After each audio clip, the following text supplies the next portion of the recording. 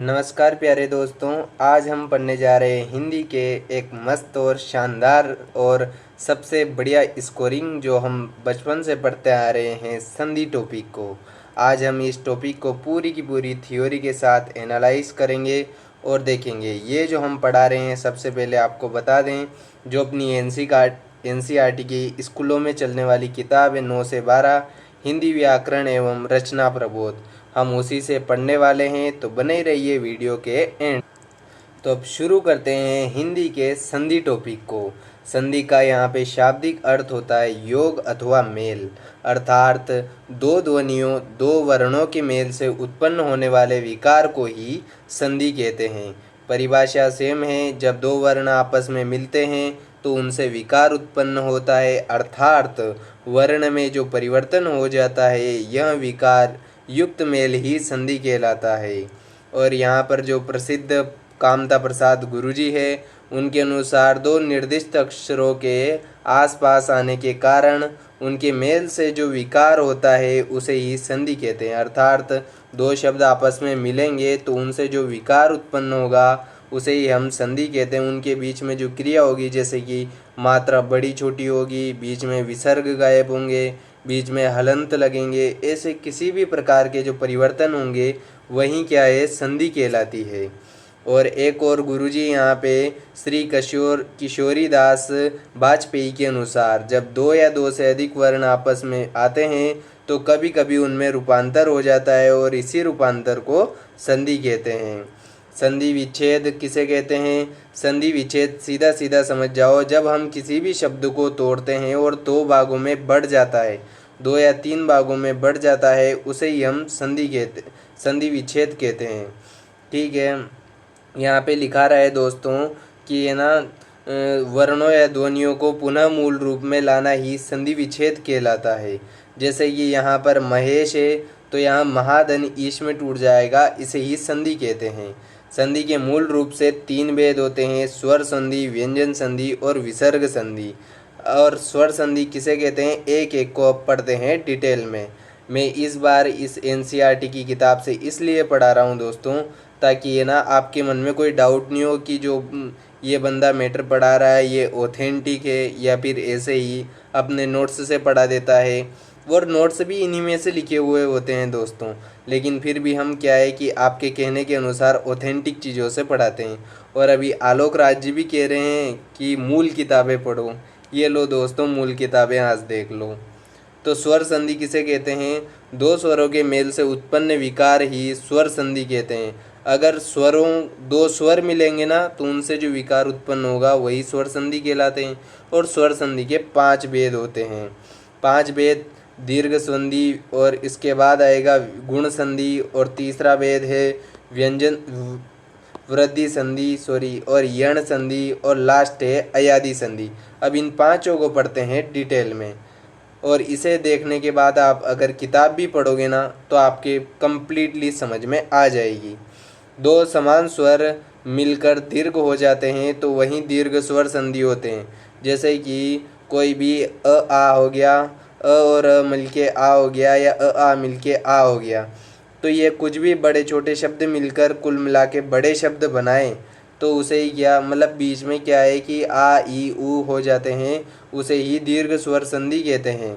जैसे कि अन्न प्लस अभाव, तो यहाँ पे और यहाँ न से भी और ये दोनों मिलकर अन्नाभाव हो जाते हैं। इसी प्रकार भोजन प्लस और आ मिलके भोजनालय बन रहा है। जैसे कि विद्यार्थी, विद्या प्लस अर्थी, यहाँ आ और मिलके आ हो रहा है। यहाँ पे आ और आ मिलके आ हो रहा है। जैसे कि महा प्लस आत्मा, महात्मा। गिरी प्लस इंद्र, गिरिंद्र हो रहा है। और आप तो कुल मिला के जैसे ही इन उदाहरणों को पढ़ते जाओगे ना तो आपके उदाहरण ही कंठस्थ हो जाएंगे। ये तो सिर्फ बेसिक नियम याद रखना है आपको कि अगर और मिलेंगे तो आ होगा, और आ मिलेंगे तो आ होगा, और आ और मिलेंगे तो आ, और आ हो जाएगा। अर्थात बड़ा और छोटा या फिर छोटा और छोटा ये मिलेंगे तो यहाँ पर हमेशा बड़ा ही बनेगा। ठीक है, आपको हमेशा ये ध्यान रखना है और कुछ भी नहीं। उदाहरण का ध्यान रखो, जैसे कि अन्न प्लस अभाव, अनाभाव, भोजन प्लस आलय, भोजनालय। विद्या प्लस अर्थी विद्यार्थी, महा प्लस आत्मा महात्मा, गिरि प्लस इंद्र गिरीन्द्र, मही प्लस इंद्र महींद्र और गिरि प्लस ईश गिरीश, रजनी प्लस ईश रजनीश और भानु प्लस उदय भानुदय, वधु प्लस उत्सव वधुत्सव और भू प्लस ऊर्जा बराबर भू ऊर्जा। तो ये हो जाती है हमारी दीर्घ संधि। यहाँ पर बीच में हमेशा दीर्घ शब्द दिखने को मिलेंगे आपको, ये कॉमन चीज़ें याद रखना और कुछ भी नहीं। और इन मात्राओं का भी ध्यान रखना है आपको कि ये मही आपको प्रश्न में दे देगा, ऐसे करके दे देगा, तो ये आपको ज़रूर ध्यान रखना है और बाकी कुछ भी नहीं, सिंपल है। अब पढ़ते हैं गुण संधि। गुण संधि में क्या होता है कि यो अ और ई मिलके हमेशा क्या है कि जो दीर्घ स्वर बनाएंगे, जैसे कि अ और ई मिलके हमेशा ए बनाएगा और अ और बड़ी ई मिलकर कैपिटल ए बनाएगा। यहाँ पे दे नहीं रखा है, यहाँ पे थोड़ी सी नहीं सॉरी तो अब देखते हैं गुण संधि। गुण संधि में अ और आ और यहाँ पे ई और ऊ मिलके क्या बनाएगा, ओ।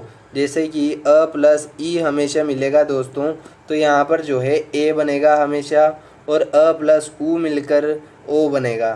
तो ऐसे ही पता चल रहा है कि हम ए को क्या पढ़ते हैं कि इस ए को अपन ए ही पढ़ते हैं, ऐ। तो यहाँ पे अ और ई ये हो गया ए, और ओ को हम क्या बोलते हैं, अ ऊ औ। तो ओ बन रहा है, तो अ प्लस उल्लू दोनों मिलेंगे तो यहाँ पर भी ओ बनेगा। जैसे कि देव प्लस इंद्र, तो यहाँ अ और ए मिलकर ई बनकर क्या बन जाएगा, देवेंद्र।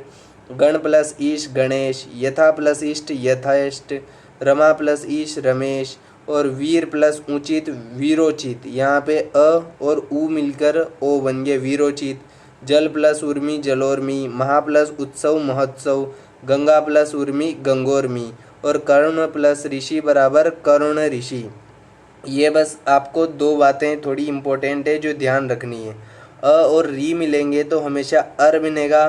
जैसे कि यहाँ कण्व प्लस ऋषि मिलके बना था, तो इस ऋषि का क्या बन गया, अर। तो ये अ जो था ये व में जाके मिल गया और ये जो र बचा था यह ऊपर जाके लग गया, तो ये करुण ऋषि हो गया।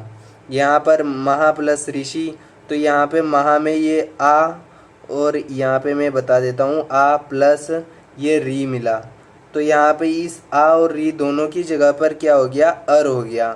तो यहाँ पे जो ह आधा बच रहा था, जो ये म प्लस यह ह जो आधा बच रहा था, इसमें तो क्या है अ मिल गया, और जो र और बचा था और पचे शी बचा था, तो ये र जो है था आधा था, तो यह शी के ऊपर जाके बैठ गया, तो ये हो गया महर्षि।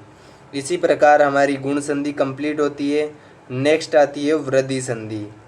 वृद्धि संधि, जब अ और आ के बाद में ए और ए आए तो दोनों मिलकर क्या है कि बड़ा ए बनाते हैं, और यदि ओ या ओ आए यानी कि अ और अ के बाद में अगर ओ आ जाए तो वह कैपिटल ओ बनाता है, और आ के बाद में ए और बड़ा ए दोनों आ जाए तो हमेशा बड़ा ए बनेगा, यानी कि बड़े को ही प्रायोरिटी दी जाएगी हमेशा। और अ और आ के बाद में अगर ओ या बड़ा ओ आ जाए तो हमेशा ही क्या बनेगा, बड़ा ओ बनेगा, बड़े ओ को ही प्रायोरिटी दी जाएगी। जैसे कि एक प्लस एक, तो यहाँ पे जो है एक, इस एक में मैं हमेशा एक एग्जाम्पल आपको हमेशा थोड़ा तोड़ तोड़ के बता दूंगा।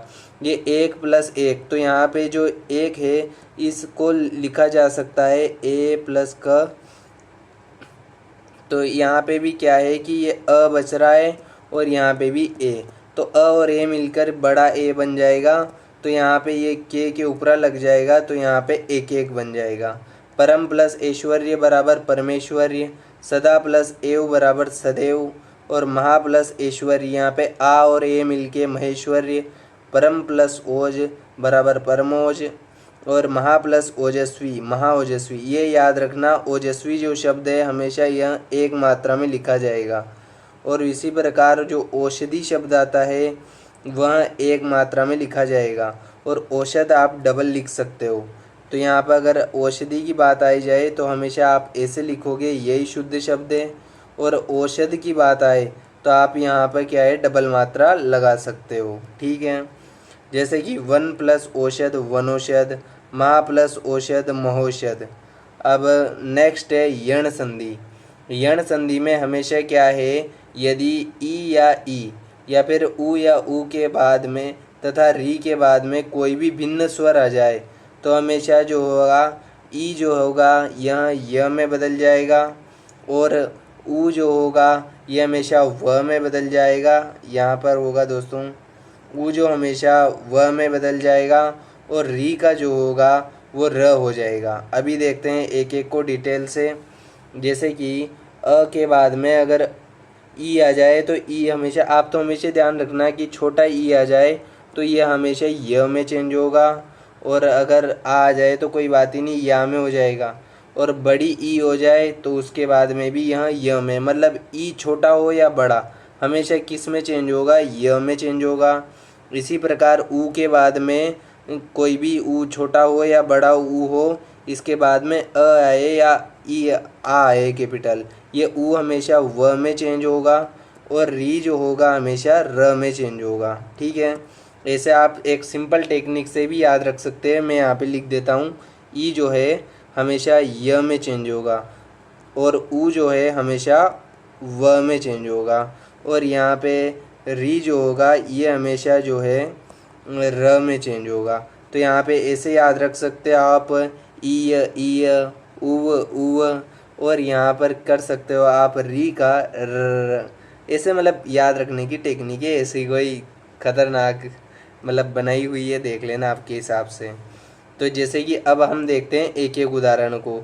अति प्लस अधिक बराबर अत्यधिक। तो यहाँ पे जो ई थी अति में जो ई थी, ई की मात्रा थी, यह जो है हमेशा ई की मात्रा य में चेंज हो गई, और यहाँ पे जो य में चेंज होते ही ये त आधा बच गया, और त आधा बचने पर यहाँ जो है त आधा बचने पर अब ई की मात्रा का य बन गया, तो अत्य और पीछे का दिक हो गया। इसी प्रकार इति में भी यहाँ य में चेंज हो गई ई की मात्रा, तो इत्यादि। इसी प्रकार अब मैं ई का देख लिया, अब ऊ का भी देख लेते हैं। जैसे कि सु प्लस अच्छ, तो यहाँ पे एक को मैं थोड़ा डिटेल से बता ही देता हूँ ताकि तुम्हारे कंसेप्ट क्लियर हो जाए। तो यहाँ पे जैसे कि यहाँ पे सु और अच्छ दे रखा है अपन को, ठीक है।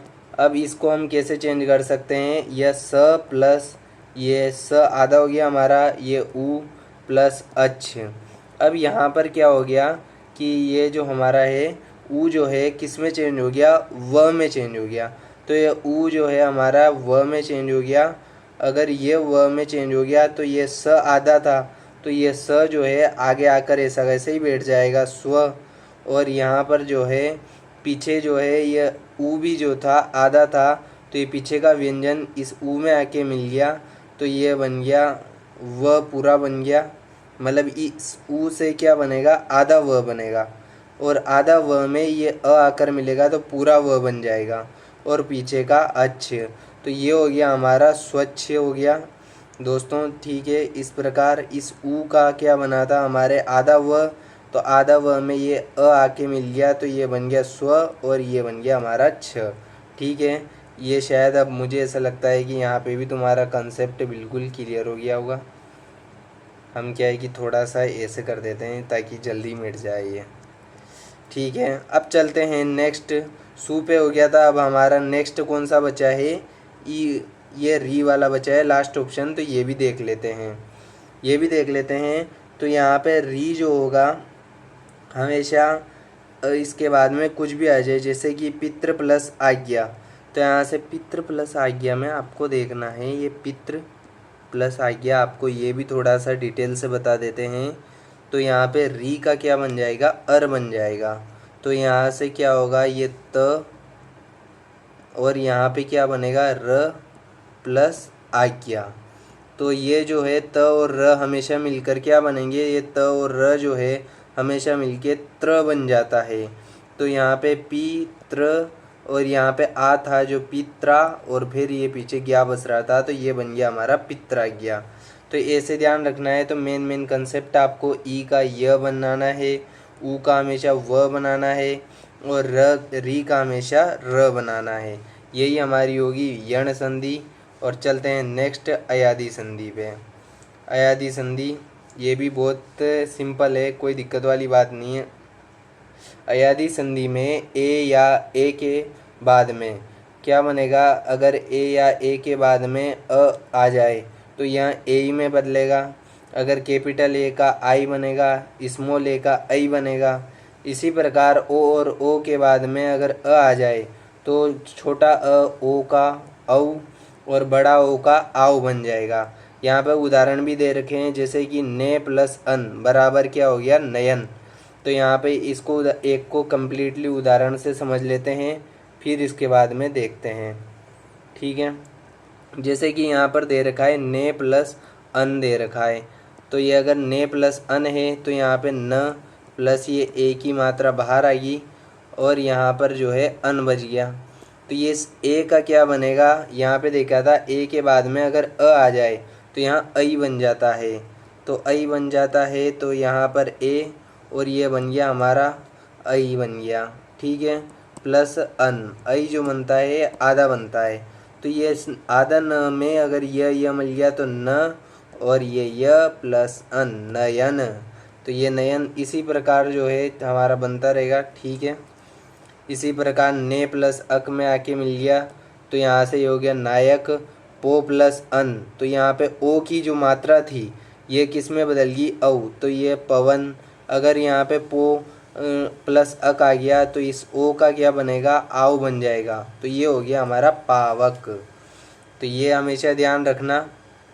ठीक है, सिंपल है, वैसे ज़्यादा कठिन नहीं है। अब चलते हैं, इस प्रकार हमारे व्यंजन संधि के स्वर संधि के पांचों भेद कंप्लीट होते हैं। नेक्स्ट चलते हैं अब व्यंजन संधि पर। अब मुझे लगता है आपको थोड़ा सा कम समझ में आ रहा होगा, लेकिन ऑथेंटिक किताब है। अगर आपने थोड़ा सा भी कहीं पे पहले पढ़ रखा है तो रिवीजन की तौर पर यह सबसे बेस्ट है दोस्तों। इसके बाद व्यंजन संधि को भी फटाफट देख लेते हैं।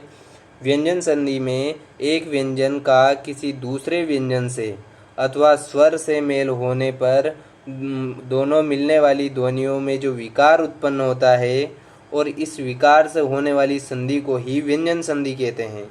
और व्यंजन संधि के यहाँ पे नियम है।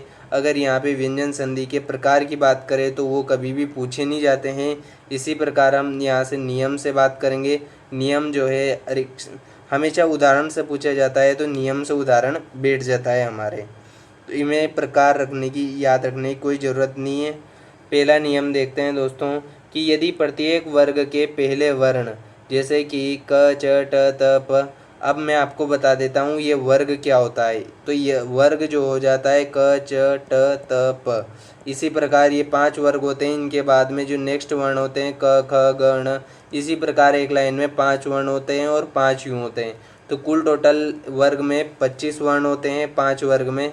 तो यहाँ से वर्ग के पहले जो वर्ण है क च ट त प के बाद किसी वर्ग का तृतीय या चतुर्थ वर्ण आए या फिर य व र ल कोई भी आ जाए तो क च ट त प के स्थान पर वर्ग का तीसरा वर्ण हो जाता है। यानी कि जैसे वाक प्लस ईश आ गया तो यहाँ पहला वर्ण का पहला वर्ण मतलब पहले वर्ग का पहला वर्ण है तो ये तीसरे वर्ण का बन जाएगा। जैसे कि क, ये वाक है तो इस क के बाद में क्या आता है, ख दूसरा आता है और ग तीसरा आता है, तो इस क के स्थान पर ग हो जाएगा। तो ये जो पहला है हमेशा तीसरे में चेंज हो जाएगा। देखना, वाक प्लस ईश वागीश, दिक प्लस गज दिग्गज, वाक प्लस दान वागदान, सत प्लस वाणी सदवाणी, अच प्लस अंत अजंत और अप प्लस ईंधन अभिंधन, तत् प्लस रूप तद्रूप। यहाँ पर क्या होता है, इस त का भी द में चेंज हो जाएगा तो तद्रूप, जगत प्लस आनंद जगदानंद और यहाँ से शप प्लस द बराबर शब्द हो जाएगा। तो ये भी आपको ध्यान रखना। उल्टा भी ध्यान रखना दोस्तों कि शब्द, तो ये ब जो होता है प फ और ब तीसरे पे हैं, तो जब हम इनको क्या करेंगे, विच्छेद करेंगे अलग अलग, तो इस तीसरे के स्थान पे पहला आ जाएगा, इस ब के स्थान पे प आ जाएगा, शप प्लस द। अब इसी प्रकार हमारे व्यंजन संधि का पहला वर्ण नियम कंप्लीट होता है। अब चलते हैं दूसरे नियम पर। यदि प्रत्येक वर्ग के पहले वर्ण जैसे कि क च ट त प के बाद में न और म आ जाए तो इस पहले वर्ण के स्थान पर पंचम वर्ण में बदल जाते हैं। जैसे कि वाक प्लस मई ये सब जो होता है जैसे कि प फ म, तो ये पांचवें वर्ग के वर्ण है। वाक प्लस मई, तो ये जो है ना हमेशा किस में बदल जाएगा, जो ये पहला था ना, तो ये पांचवा हमेशा इस पहले वर्ग के पांचवें में बदल जाएगा ये म। या फिर न आ जाए ना तो ये भी इसके बाद में पांचवें में बदल जाएगा। वाक प्लस मई, तो इस क का पांचवा कौन सा होता है, ये होता है अंग, तो यह वांगमयी। षट प्लस मास बराबर षणमास, जगत प्लस नाथ जगन्नाथ, और अप प्लस मई बराबर अममयी। तो ये होता है दूसरा नियम कंप्लीट। सीधा सा याद रखना कि पहले वर्ण के बाद न म आए तो पांचवे में बदल जाता है। नेक्स्ट नियम है, यदि म के बाद कोई स्पर्श व्यंजन आ जाए तो म जुड़ने वाले वर्ग का पंचम वर्ण या अनुस्वार हो जाता है।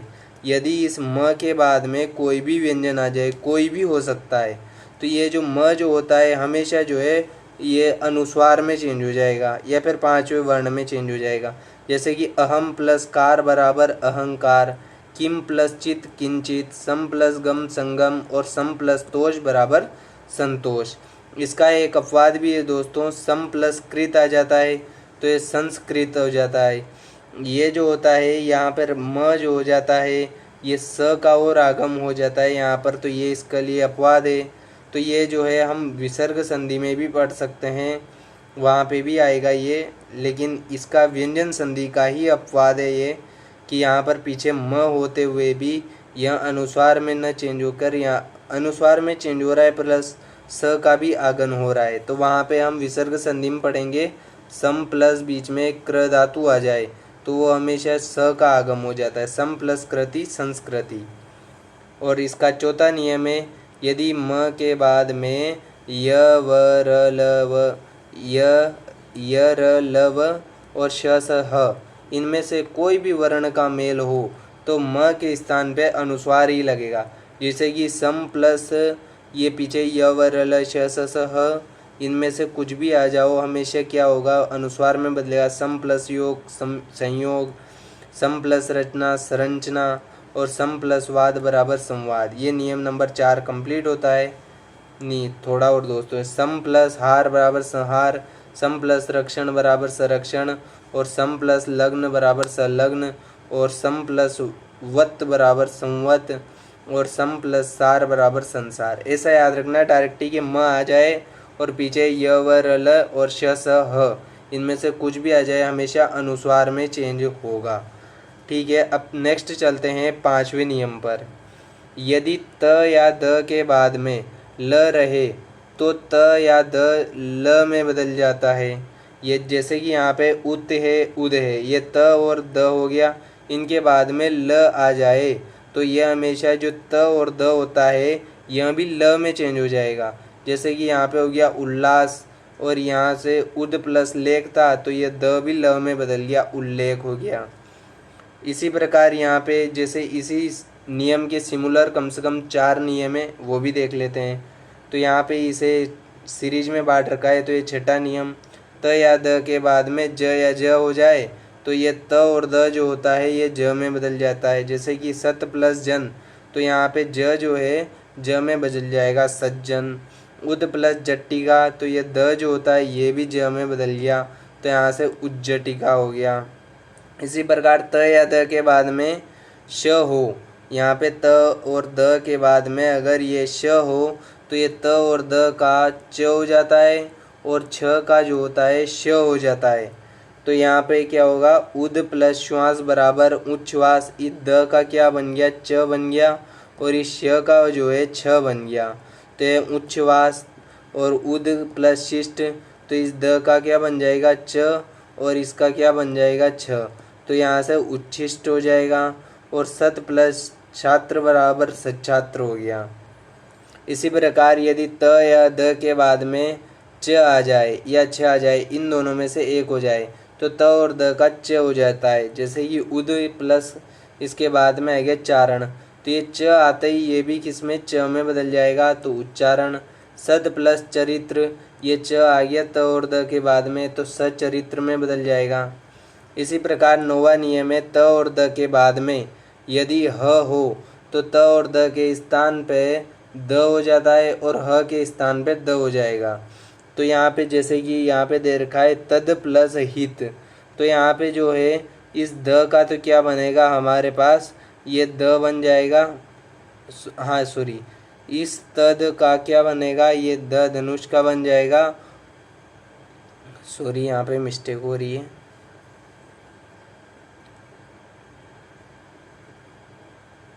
तो जैसे कि यहाँ पे त आओ या द आओ, त और द के स्थान पे हमेशा त बनेगा, ये हमेशा ध्यान रखना। त और द के बाद में हमेशा द दवाद वाला बनेगा और इस ह का जो है धनुष वाला बन जाएगा।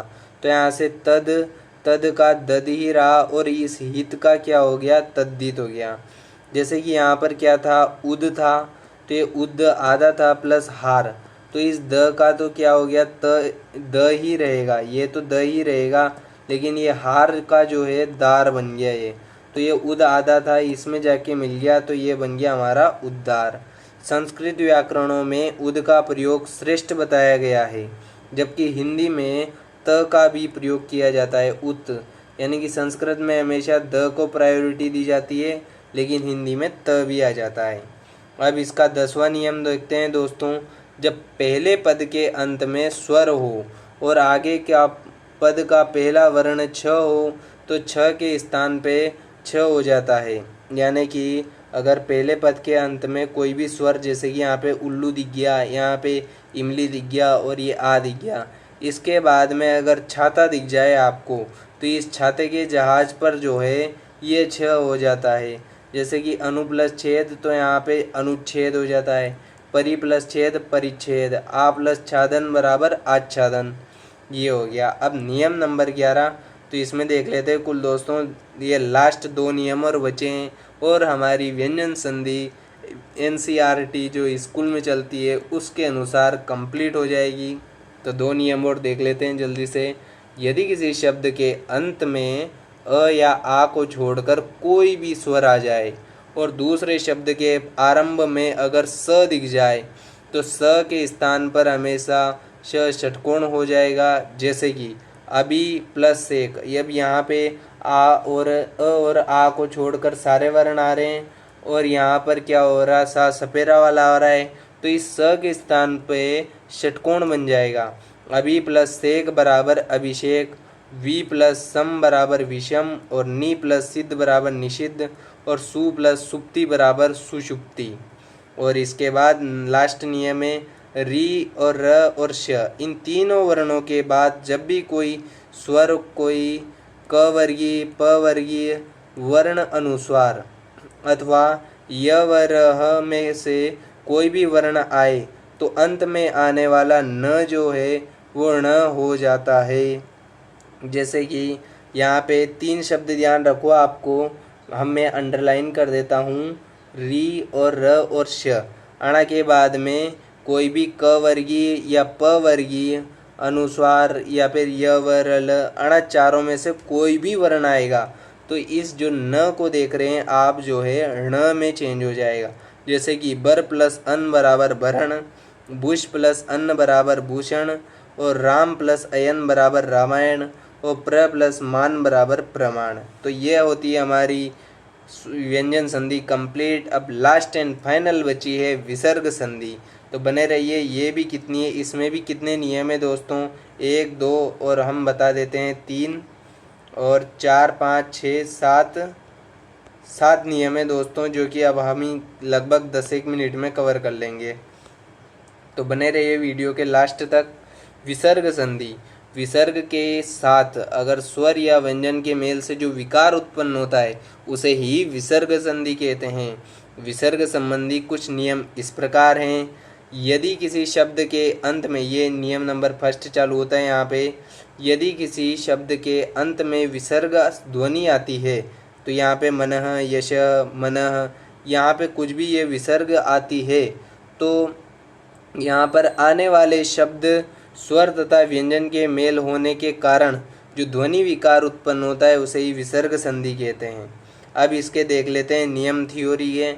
यदि किसी विसर्ग के पूर्व में अ आ जाए, दोनों मिलकर जो विकार है वो ओ हो जाता है, यानी कि हमेशा यहाँ पे विसर्ग के बाद में अगर आपको अ दिख जाए तो हमेशा जो है अ का ओ हो जाता है। मन प्लस अविराम मनोविराम, यश प्लस अभिलाषा यशोभिलाषा, मन प्लस अनुकूल बराबर मनोकूल।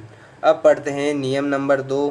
तो ये विसर्ग के बाद में अगर अ दिख जाए आपको तो हमेशा मनोविराम मतलब ओ कर देना है आपको। अब नेक्स्ट नियम है, विसर्ग के पहले अ हो तथा बाद वाले शब्द का अक्षर भी अ हो तो विसर्ग का लोप हो जाता है, और अ के अतिरिक्त अन्य कोई भी विसर्ग हो तो विसर्ग का लोप हो जाता है। यहाँ पे थोड़ा इसने गलत छाप रखा है जो हम थोड़ा सा सही कर देते हैं, इसमें भी गलती हो रही है दोस्तों। यदि विसर्ग का लोप हो जाता है तो ये यहाँ पे लाइन ही काट दो, यहाँ पर इसे कर देते हैं गायब इस लाइन को, और यहाँ पर ये हो गया हमारा सही। ठीक है, यदि किसी विसर्ग के पहले अ हो और अ के अतिरिक्त कोई अन्य अक्षर आए तो विसर्ग का लोप हो जाता है। जैसे कि अतः प्लस एव, तो ये हो गया अतएव, विसर्ग का लोप हो गया। यश प्लस इच्छा बराबर यश इच्छा, अगर विसर्ग के बाद में अ आ जाए तो हमेशा ओ हो जाता है।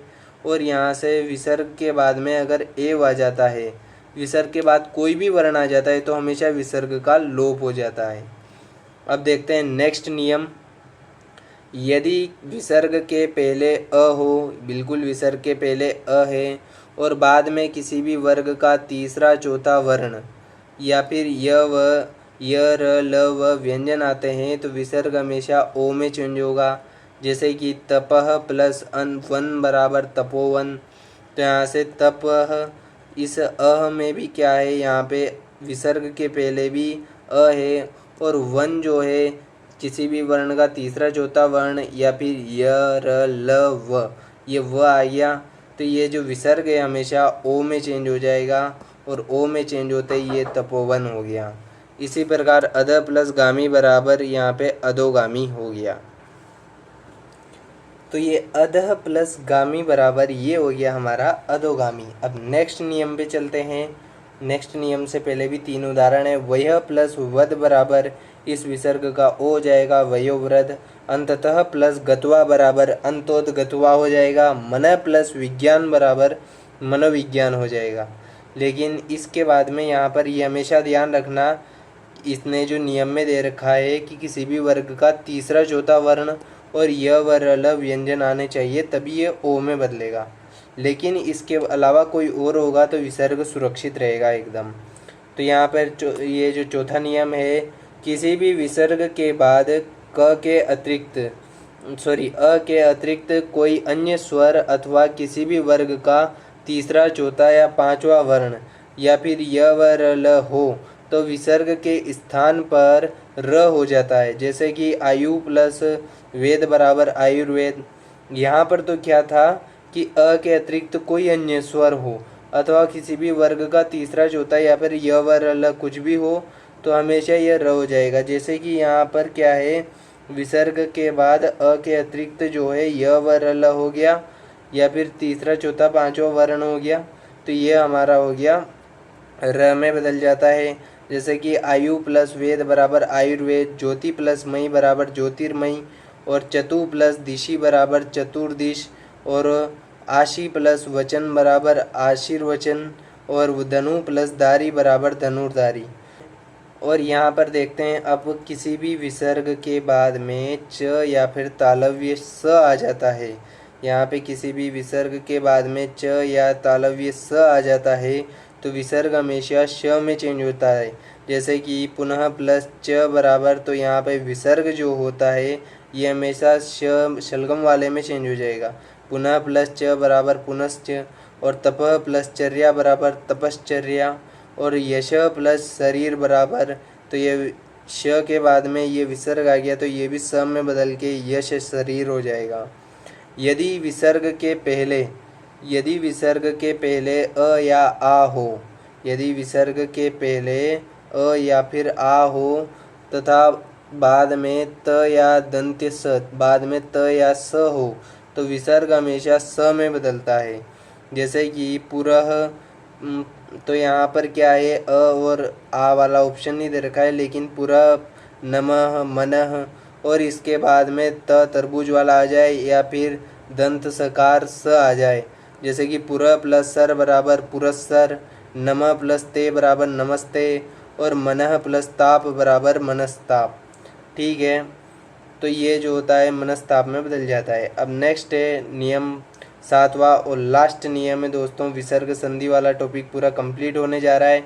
इसके बाद देखेंगे हम थोड़ा सा इसमें दे रखे जो MCQ प्रैक्टिस। तो यदि विसर्ग के पहले ई हो तो यहाँ पे विसर्ग के पहले ई या ऊ हो, तो यहाँ विसर्ग के पहले ये ई लग रहा है, ये विसर्ग के पहले ऊ लग रहा है, विसर्ग के पहले तू लग रहा है और विसर्ग के पहले ई लग रहा है। लेकिन यहाँ पे विसर्ग के पहले जो पहले वाला वर्ण होता है उसमें कौन सी मात्रा है, वहीं विसर्ग के पहले। तो यहाँ से विसर्ग के पहले ई या ऊ हो तथा उसके बाद क ख या प फ इन दोनों में से कोई वर्ण आ जाए तो विसर्ग मूर्धन्य श हो जाता है। यहाँ जैसे कि आवीह प्लस कार, तो यहाँ पे क ख ये दोनों वर्ण हो गया, या फिर प फ दोनों वर्ण हो गया, और यहाँ पे ई या फिर ऊ कोई भी आ जाए तो यहाँ हमेशा विसर्ग जो होता है ये श में चेंज हो जाता है। तो आवी प्लस कार बराबर आविष्कार, चतु प्लस पाद बराबर चतुष्पाद और चतु प्लस पथ बराबर चतुष्पथ, बही प्लस कार बराबर बहिष्कार। और यहाँ पे संस्कृत में दू नी उपसर्ग नहीं होते हैं, इसलिए इनके साथ संधि विच्छेद भी अशुद्ध होते हैं। तो ये तो संस्कृत की बात होगी, अपने हिंदी की कोई नहीं है। तो यहाँ पे हमारा संधि टॉपिक क्लियर होता है। अब कर लेते हैं थोड़ी सी MCQ प्रैक्टिस। तो यहाँ पर अभ्यास प्रश्न में पहला प्रश्न है कि संधि किसे कहते हैं। तो हमने पढ़ा था अभी कि संधि जो है दो वर्णों के मेल को ही संधि कहते हैं। संधि कितने प्रकार की होती है, आँख मीच के बता देना, 3 प्रकार की, स्वर, व्यंजन और विसर्ग। फिर इसके बाद में स्वर संधि किस में नहीं है, गिरीश हमको पता है, गिरिधन ईश, परोपकार प्लर प्लस उपकार, मतेक्य मत प्लस ऐक्य, और संतोष में जो है व्यंजन संधि है सम प्लस तोष। तो यहाँ 5वां वर्ण अनुस्वार में चेंज हो रहा है, तो यहाँ पर कौन सी है, व्यंजन संधि। यशोगान शब्द का विच्छेद क्या होगा, तो यशोगान शब्द का जो होगा यशः प्लस गान हो जाएगा इसका। यहाँ पे जो है विसर्ग ओ की मात्रा में चेंज हो जाएगा, यशः प्लस गान हो गया। नेक्स्ट है शब्दार्थ, शब्द प्लस अर्थ, तो ये दीर्घ संधि है, अ और अ मिलके आ हो जाएगा, तो ये बन जाएगा हमारा शब्दार्थ। गज प्लस इंद्र, तो यहाँ से गज प्लस इंद्र का क्या बनेगा, यह अ प्लस ई मिलके क्या बन जाएगा, गजेंद्र हो जाएगा, गुण हो जाएगा। प्रति प्लस उत्तर, तो हमने बताया था अभी कि इस ई जो की मात्रा है, ये प्रति में जो ई की मात्रा है, ये ई की मात्रा है य में बदल जाएगी। तो यहाँ से जो होगा ये प्र प्लस उत्तर है, तो ये यू मिल जाएगा, प्रत्युत्तर हो जाएगा। तो इसमें ऑप्शन नंबर स से हो जाएगा। सु प्लस आगत मिलके क्या होगा, तो हमने बताया था ये ऊ की मात्रा जो है व में बदल जाती है, तो ये बन गया हमारा स्वागत। नेक्स्ट 5वां क्वेश्चन देखते हैं, कवि प्लस इच्छा। हम क्वेश्चन नहीं बताएंगे, तुम क्या सोच रहे हो, निकाल लेंगे सर, हम नहीं निकालेंगे। कवि प्लस इच्छा, तो यहाँ पे जो ई, छोटा ई और बड़ा ई मिलकर बड़ा ई बन जाएगा, तो ये हो जाएगा हमारा कविच्छा। 5वां 6वां क्वेश्चन है हमारा, इसमें पहला क्वेश्चन है अन्यार्थ में कौन सी संधि है। अन्यार्थ ये आ की मात्रा आ रही है, आ जो होती है अन्य प्लस ये हो गया हमारा अर्थ। तो यहाँ पे जो अन्य प्लस अर्थ, ये अ और ये अ, ये दोनों अ मिलकर क्या बना रहे हैं, कैपिटल आ बना रहे हैं, तो यहाँ पे दीर्घ संधि हो रही है वे अन्यार्थ। यहाँ पे परोपकार में कौन सी संधि है, परोपकार में पर प्लस उपकार, तो यहाँ पे अ और उ मिलकर क्या बन रहा है, ओ मिल रहा है, तो यहाँ पे क्या हो रही है, हमारी गुण संधि हो रही है। तो परोपकार में गुण संधि। नाविक, नाविक का संधि विच्छेद होगा, यहाँ पे नाविक तो ये आव बन जाएगा, आव जो होता है ये नो प्लस ई की मात्रा ये बन के इक होगी, तो ये ओ की मात्रा जो होती है फिर बाद में आव में चेंज हो जाएगी, तो नाव प्लस ये इक मिल जाएगा, तो यहाँ पे हो जाएगा ये नाविक। तो इसी प्रकार इसमें जो है कौन सी संधि हमारी, ये इसमें हमारी संधि हो गई अयादी संधि। अब अन्वीक्षण में देखते हैं, अन्वीक्षण में देखते हैं अब हम, तो अन्वीक्षण जो होता है इस जो व जो है ये ऊ में विच्छेद करेंगे तो ऊ में चेंज हो जाएगा, तो ये अन और ये बड़ा व जो है ये ऊ में चेंज हो गया, तो अनु प्लस ये हो गया हमारा इक्षण। अनु प्लस इक्षण, तो इसमें कौन सी संधि है, तो अनु प्लस इक्षण, तो यहाँ पे न और व में चेंज हो रहा है, तो ये हमारी होगी यण संधि। इसके लिए आपको सिर्फ और सिर्फ स्वर संधि के इन 5 वेदों के बारे में याद रखना है डिटेल में। तो एक बार और देख लेना, महेश्वर्य में कौन सी संधि है, तो महेश्वर्य को हम लिख सकते हैं यहाँ पर महा, ये ऐश्वर्य है, तो यहाँ महा प्लस 2 मात्रा लग रही है, तो ये हमारी होगी ऐश्वर्य। तो महा प्लस ऐश्वर्य जो यहाँ पे वृद्धि हो रही है, तो ये होगी हमारी वृद्धि संधि। मोटा मोटा याद रख सकते हो, वृद्धि संधि में हमेशा ऊपर डबल मात्रा आएगी, दीर्घ संधि में हमेशा ये अ का आ बन जाएगा, ई का बड़ी ई और ऊ का बड़ा ऊ बन जाएगा। और यहाँ पे यण संधि में हमेशा बीच में य से पहले आधे आधे वर्ण आएंगे, तो यही यण संधि होगी। और गुण संधि में हमेशा जो होता है अ प्लस ई मिलके ए बनेगा, अ प्लस ऊ मिलके ओ बनेगा, ये ऐसे ही बनेगा। नेक्स्ट है परम औषधि का संधि विच्छेद क्या होगा, तो परम औषधि का जो होता है ये हमारा बनेगा परम प्लस औषधि। ठीक है। नेक्स्ट है दोस्तों, यहाँ पे परम औषधि ये भी मेरे हिसाब से गलत है। यहाँ पे जो औषधि शब्द है ये डबल मात्रा न लग के सिंगल मात्रा लिखती है। आप देख लेना, चाहे शुद्ध अशुद्ध शब्द में मैं आपको दिखा दूंगा अगले वीडियो में, आप खुद देख लेना। नेक्स्ट ये अब हमारे लास्ट क्वेश्चन चल रहे हैं। तो यहाँ पे क्या होगा, गायक, गायक में क्या होगा, तो यहाँ आगे आई हो गया, ये आई जो होता है, ये जो आई होता है, यह जो होता है आई जो होता है ये ए मिलकर बनेगा। तो यहाँ से क्या होगा, गे प्लस अक, यहाँ पे डबल मात्रा हो जाएगी, तो यहाँ पे आई जो है डबल मात्रा के साथ में ये ए और ये आई, तो ये हो जाएगा गे प्लस अक, गायक। और यहाँ पे अगर ये गे प्लस अक कर देंगे तो ये आई बनेगा, इस छोटा ए का आई बनता है, बड़ा ए का आई बनता है, ये याद रखना। तो ये हो गया गे प्लस अक बराबर, यहाँ पे बनेगा गयक और ये बनेगा हमारा गायक, क्योंकि डबल मात्रा है तो बड़ा बनेगा आई और छोटी मात्रा है तो यहाँ पे बनेगा आई, यानी कि गयक। यशोगान में क्या है, यशः प्लस गान। ठीक है, ये बहुत सिंपल है। स्वागत में सु प्लस आगत, और सदैव में सदादन ए हो गया, और अन्वेषण में जो है अनु प्लस ऐषण, ये बिल्कुल सही है दोस्तों, अनु प्लस ऐषण। प्रत्येक, प्रत्येक का जो होता है, प्रत्येक में ये जो य है यह ई की मात्रा में बदल जाएगा, तो ये हो जाएगा प्रति प्लस ये ए की मात्रा बच गई तो ये एक, तो ये हो गया हमारा प्रति प्लस एक। संहार की बात करें तो यहाँ पंचम अक्षर है, पंचम अक्षर हमेशा म और न का बनता है, तो ये हो जाएगा संहार का सम प्लस हार, तो ये हमारा राइट आंसर हो जाएगा। उद्धार का हमने देखा था कि ये जो द बना होता है ये हमेशा त और द का बना होता है, तो उद भी आ सकता है, उत भी आ सकता है, लेकिन हलंत वाला आएगा हमेशा। तो यहाँ पे हलंत वाला एक ही दिख रहा है अपन को, ये वाला है तो उद, और ये जो धनुष वाला है ये हमेशा ह में बदलेगा, तो ये हो गया उद्धार। और ये लास्ट क्वेश्चन दोस्तों, यह मनोभाव, तो ये हो जाएगा ओ की मात्रा जो विसर्ग में बदल जाएगी, मनः प्लस भाव। तो यहाँ पे होते हैं हमारे क्वेश्चन कंप्लीट। तो दोस्तों हमारे चैनल को देखने के लिए आपका बहुत बहुत धन्यवाद। हमारे चैनल को आप लाइक भी कीजिए और सब्सक्राइब भी कीजिए, तथा जो हमने वीडियो बनाए हैं इन वीडियो को भी ज़रूर देखिए और हमें कमेंट्स में ज़रूर बताइए कि आपको कैसे लगे हमारे वीडियोस।